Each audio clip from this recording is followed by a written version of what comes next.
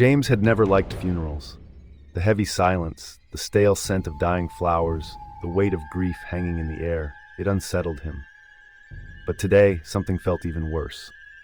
He had arrived late, slipping quietly into the back row of the dimly lit funeral home. A casket stood at the front, surrounded by flickering candles. The mourners, dressed in black, sat with their heads bowed, whispering prayers. James didn't recognize any of them. Watch video till the end, and this is Veils of Night. That was the first sign something was wrong. He had come to pay his respects, but to who? He couldn't remember the name, couldn't recall who had even invited him. His head ached as if something was pressing against his memories, fogging them. He turned to leave. That's when a hand clutched his shoulder. "You can't leave yet," a woman whispered. Her eyes were swollen from crying. James forced a polite smile. "I think I made a mistake. I don't." "Hush," she cut him off, her grip tightening. "You shouldn't be walking around."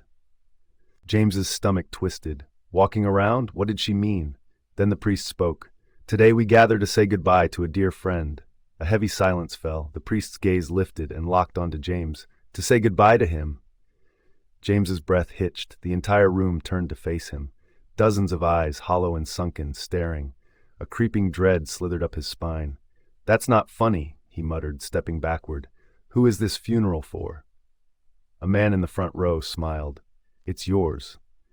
The air turned heavy. The walls seemed to press inward. The flickering candlelight dimmed. The scent of rotting flowers grew stronger. James shook his head.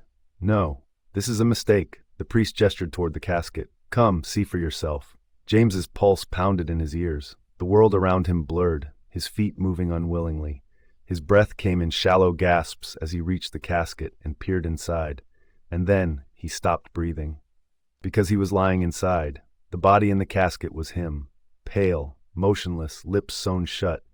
James staggered back, horror clawing at his throat. "This isn't real! I'm alive!" The mourners rose from their seats in unison, their faces warped, hollow eyes sinking deeper, mouths stretching into grotesque grins. "Not for long," the priest whispered. The lights died. The candles snuffed out, and the last thing James felt was cold, skeletal hands dragging him into the dark. If you enjoy this story, then like, share, and subscribe, and stay safe.